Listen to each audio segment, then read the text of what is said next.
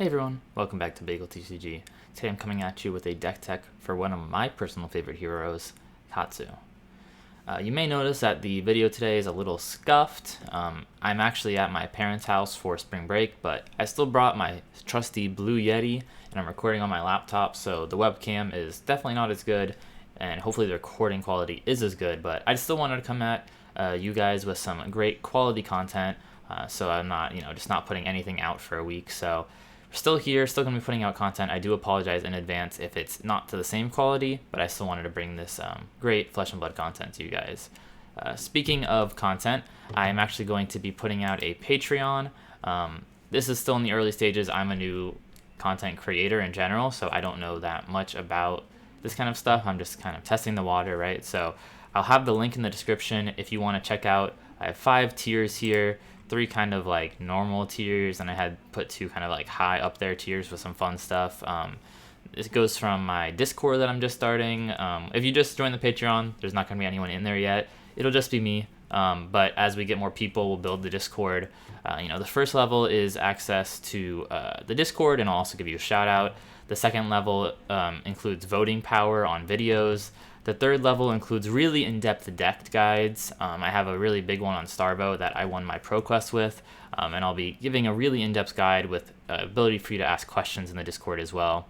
The next one is you getting to choose a video. We'll talk about that video together and make sure it's something that fits the channel still, but we'll put that together. And the last one is a hour of one-on-one coaching. So if any of that's interested you and you want to support the channel, please check out the link below. In addition, my sponsor, Whipped Wizard, I'm going to have a link to my affiliate link. If you use that link, I get a little extra. So if you're going to buy cards anyways, Whipped Wizard is a really great service, really fast. From Florida, I live in Florida, and I don't pay taxes for where they are, so that's kind of an advantage I have. Their prices are similar, if not better, to TCG Player, but I do pay taxes on TCG Player, so I can save, like, sometimes when I buy a case of first edition, I save $40 or something like that buying from Whipped Wizard. So check them out. Really fast shipping, great prices on singles, sealed. I buy a lot of my stuff from them. I reached out to them because I love their service so much, and they were kind enough to give me an affiliate link and show them off to you guys. So if you buy anything from them, please use my affiliate link below. With that out of the way, I know that was a bit of a preamble, but gonna hop into the deck tech here. Like I said, this is one of my favorite heroes. I got top 4 at my first Road to National with a Control Katsu. I unfortunately don't think Control Katsu is much of a thing anymore, but I've loved him ever since. And this is going to be an aggro Katsu using a lot of new spicy tools, right? So first, we'll jump into the loadout like normal. We're using the 2 harmonized Kodachis. This is very standard, pretty much the only thing Ninja will ever bring. They cost 1 resource to attack for 1. If you have a card in your pitch zone with cost 0, they have go again, right? So you run, all your blues are 0 cost, you pitch your blue, you get to attack for 1 resource twice, go again, and you'll have 1 floating, right? This is important with Mask of Momentum, which is our headpiece. It has a block of 2 with Blade Break, so once you block with it and the chain closes, it'll be destroyed. But it has a once per turn effect of when you attack, when an attack action card you control is 3rd or higher in the chain link in a row to hit, draw a card, right? So it has to be an attack action hitting, and you have to have attacked them 3 times with different attacks and they all hit. The nice thing is Kodachis count. They won't trigger the on hit, but they do count as attacks that have hit that chain link, right? So if you go Kodachi, Kodachi, both of those Kodachis hit, and then you land an attack, that will draw a card. The rest of the equipment is pretty standard. Snapdragons, you break them to give a cost 1 or less go again. No Rune Gloves have Arcane Barrier 1. Those are pretty much for like Kano and the Rune Blades. Fiendo Spring Tunic gives us a resource every 3 turns, and it blocks for 1 with Blade Break, and Breaking Scales blocks for 1 with Battle Worn, and then as an attack reaction, you can destroy it and give an attack action card with combo +1. That's a loadout, pretty standard. Don't want to stay on it for too long. We are running kind of the standard, I guess, for Katsu, right? We have 16 blues, 15 of them are main board. We have 6 yellows and 51 reds, right? So it's a very red heavy deck. Usually it's going to be close to a split of 45 reds and 15 blues. Sometimes some of those reds are yellows.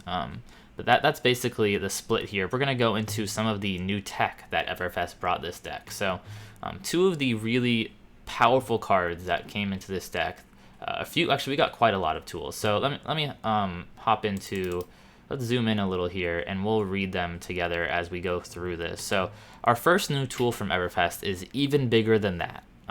This is a 0-cost instant. We are playing the reds and the yellows, and you can only play it if you've dealt physical damage this turn.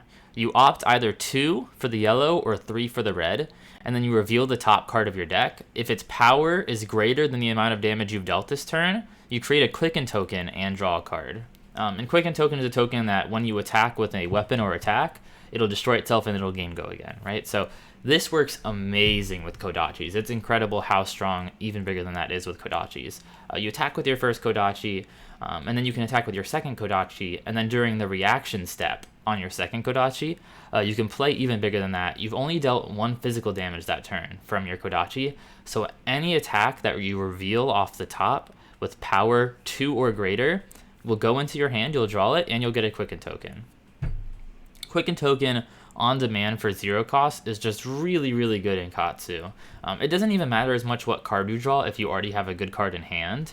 But the fact that you get a Quicken token on demand is just really powerful. It lets us power up a lot of our cards that we already wanted to play, and they just become better, right? So let's look at some of the cards that are benefit a lot from this effect, right? So for example, Command and Conquer. It's a 2-cost card. Swings for 6. It has, the effect everyone knows. Command and Conquer destroys all arsenals if it hits, and defense reactions can't be played to its chain link. The thing is, this doesn't have Go Again, right? But if we're going Kodachi Even Bigger Than That, and then Command and Conquer, it'll have Go Again from that Quicken, right? So really powerful to give that Go Again. Another card that doesn't always have Go Again is Enlightened Strike. This card's 0 cost. For 5, you put a card from your hand on the bottom of your deck. Then you can choose to either draw a card, give it +2, or gain Go Again. But the thing is, the best mode is almost always draw a card.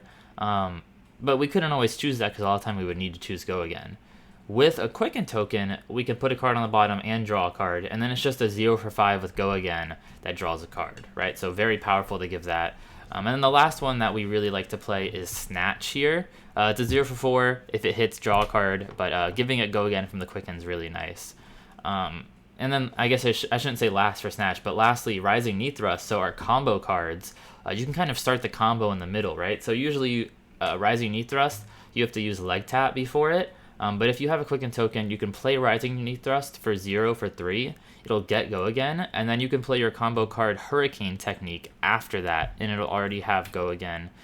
It'll have its combo turned on because Rising Knee Thrust had Go Again, right? So Quicken tokens are really powerful. Let's move on to the Belittle package now that we gained from Everfest. So Belittle is a package of cards that we got from Monarch. We play the red Belittles. It's a 1 for 3 attack with Go Again. As an additional cost, you can reveal an attack action with 3 or less base power. If you do, search your deck for a card named Minnowism, reveal it, put it into your hand, and then shuffle. Pretty solid 1 for 3 Go Again that draws you a card, basically.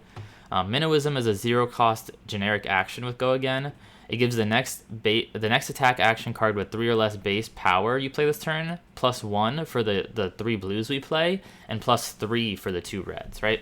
So a few of the nice things we get from being able to search up Minnowism. 1, we can discard it to Katsu's hero ability. Katsu's hero ability says, once per turn effect, when an attack action card you control hits, you may discard a card with cost 0. If you do, search your deck for a card with combo, banish it face up, and shuffle. You may play it this turn, right? So you want to have 0-cost cards to be able to discard for that effect, and Minnowism lets you, you can search up a Minnowism and discard it.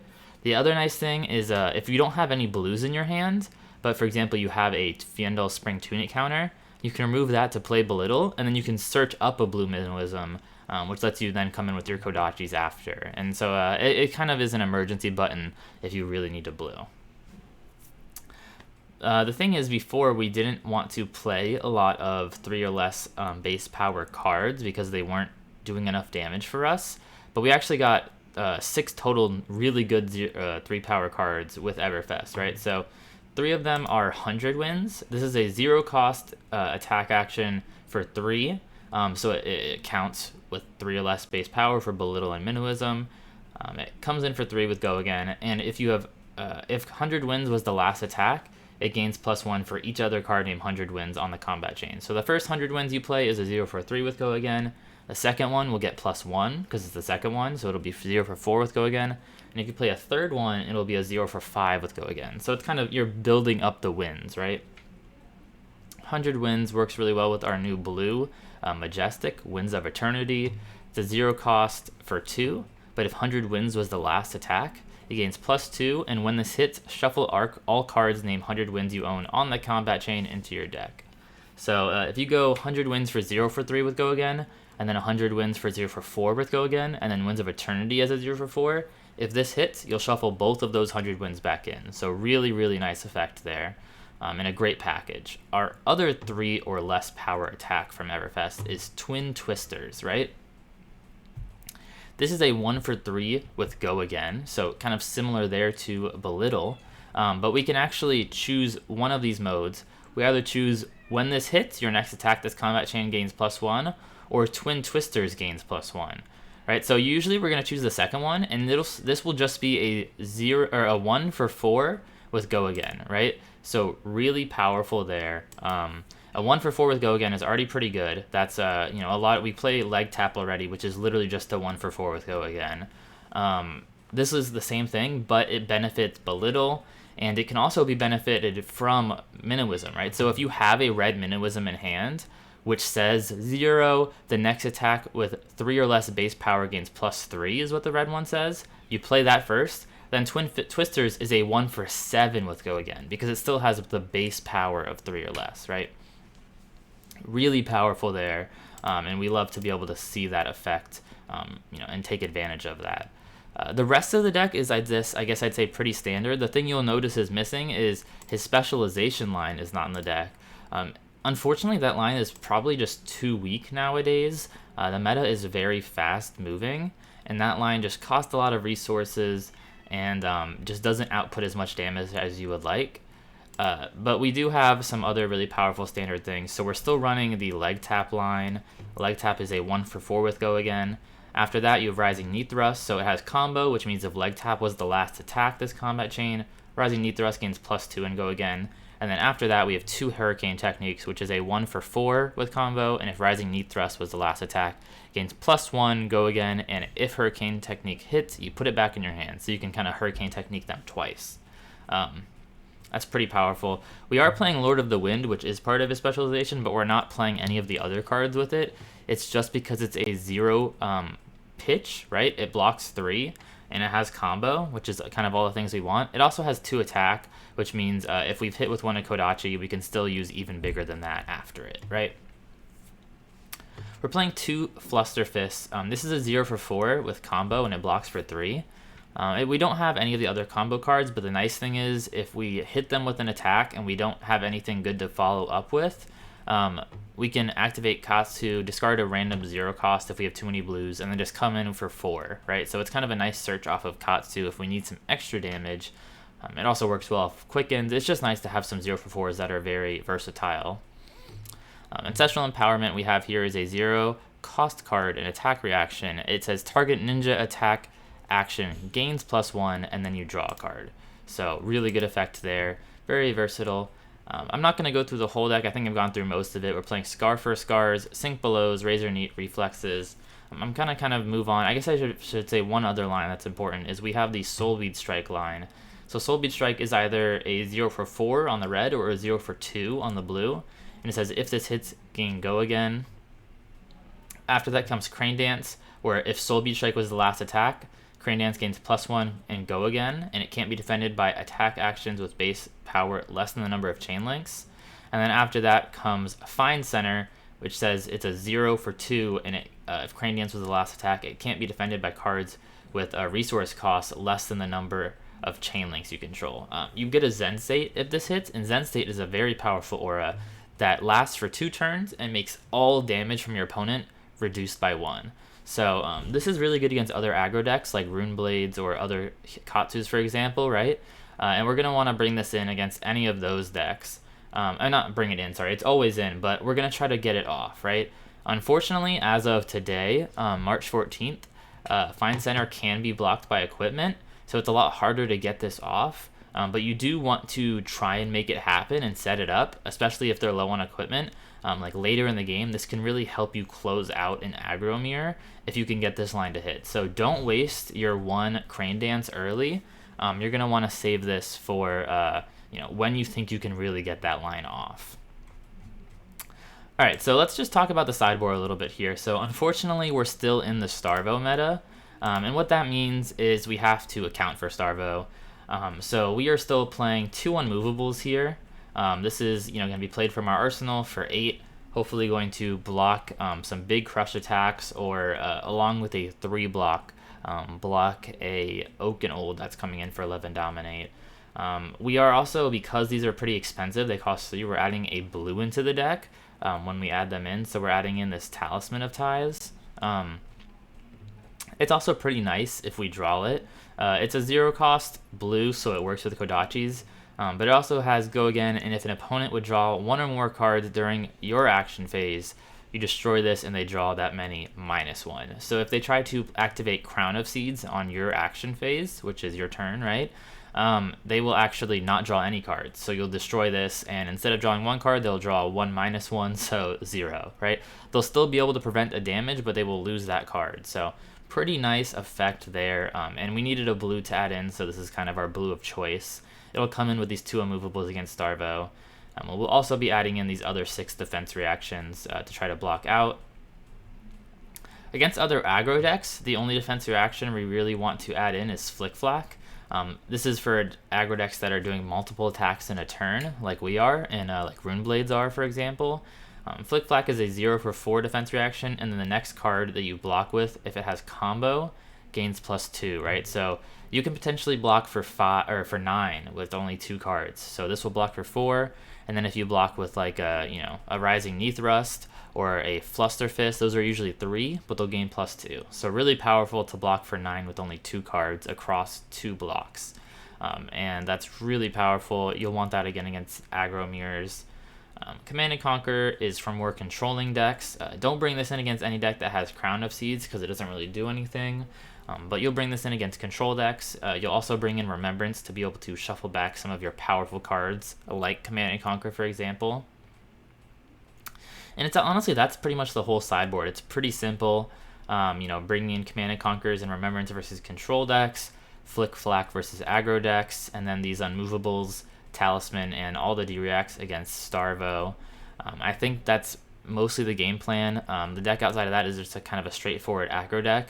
I think this does have the sideboard guide that has some of the standard matchups here, so this will tell you what to add in for a lot of decks. This will be in the deck list when you pull it up. Outside of that, some final notes on the deck, right?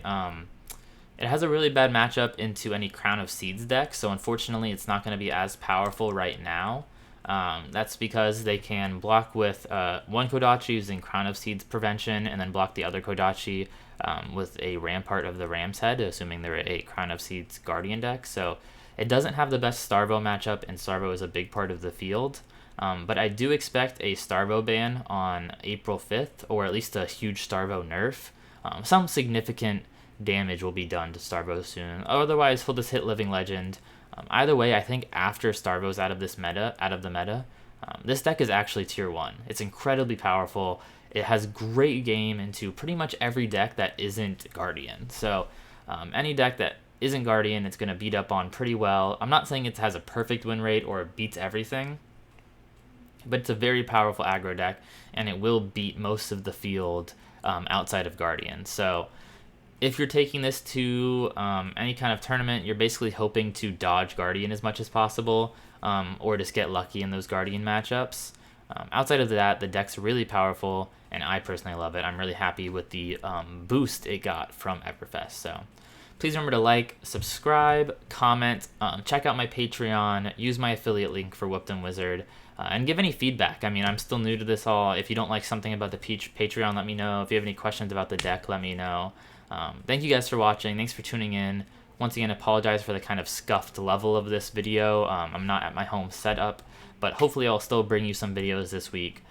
maybe I think I'm going to have a budget chain deck tech coming out pretty soon after this. Thank you guys for watching, and I'll see you guys next time.